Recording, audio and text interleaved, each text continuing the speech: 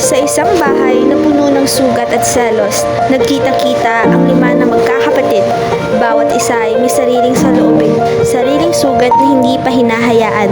Ang kanilang inang nawala dahil sumama sa ibang lalaki, ang kanilang amang napagbintangan, ang paghihintay sa pagmamahal na hindi mararamdaman. Lahat ay nagbuklod sa isang tawanan at bilang isang panganay, kung hindi dahil sa akin, gutom na kayo. Wala kayong utang na loob. Hindi, ikaw ang Diyos. Hindi, ikaw ang pinakamahalaga sa mundo. Pareho naman tayong iniwan ni Papa. Pero ako yung tinuturing parang basura na hindi kapatid. Ayoko nang maging anino. Ayoko nang maging sobra. Ayoko nang maging tahimik na sugatan. At lalong ayoko nang maging anak na walang kwenta. Kahit kailan, hindi niyo ako minahal gaya ng pagmamahal ko sa inyo.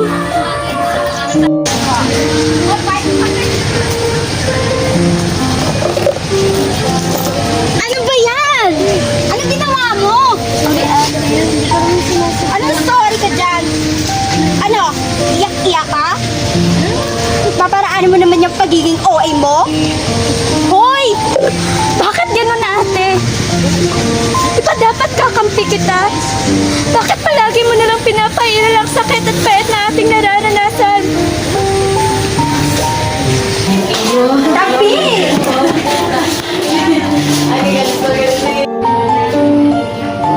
Ano naman ang naririnig ko na nag-away naman kayong dalawa? Di ba kayo ay magkakapatid? Kayong dalawa ang bunso? Bakit palagi kayong nag-aaway? Bakit hindi kayo kayang mag-respeto at mahalin na lang ang isa't isa? Marami namang problema, dumadagdag pa kayo! Isusubok ko na lang kayong dalawa kay Ate Jane para naman matuto kayo at madisiplina. Wala na nga kayong pagbag dito. Ayan eh! Yan ka magaling! Saan? Sumbok? Magsumbok? Eh pare-pareho naman tayo may problema eh!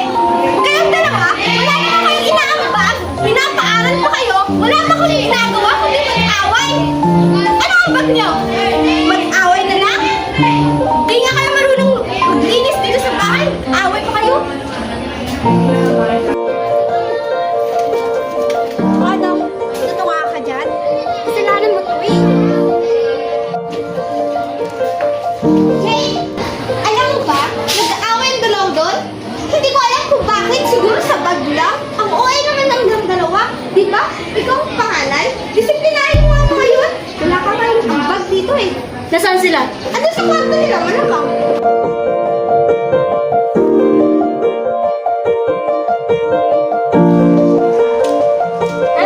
Saan ka pupunta? Upo ka doon. Upo ka doon.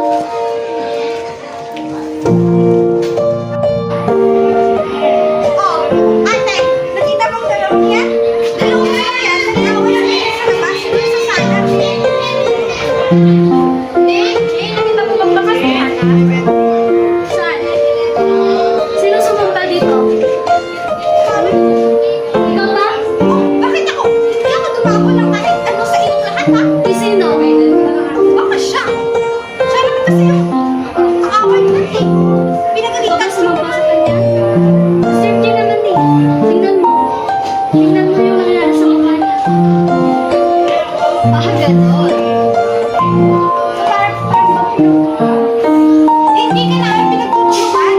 Ang pinupulto namin, bakit mo kasi sinakpan? Ikasalanan niyo.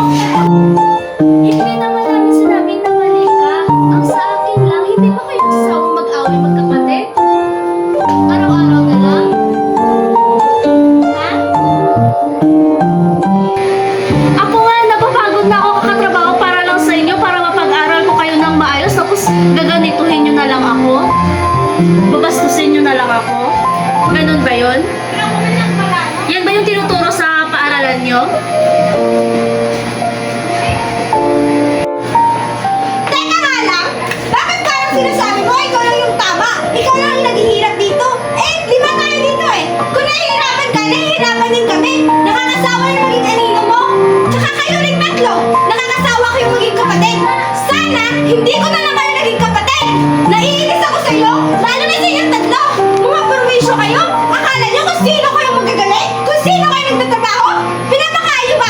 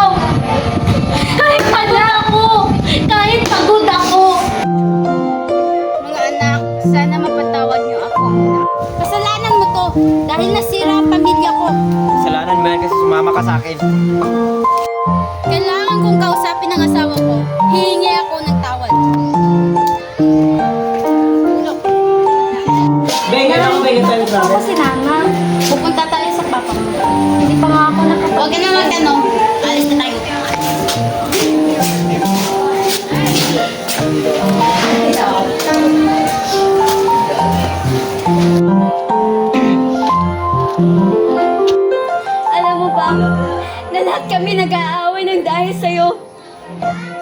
Bakit ka ba gumawa ng masama? Hindi mo ba kami iniisip na pamilya mo?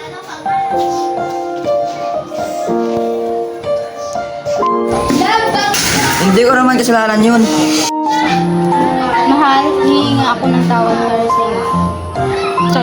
Para saan? Di ba hindi mo na ako mahal? Nagsisisi ako sa aking nagawang kasalanan. Huli na ang lahat.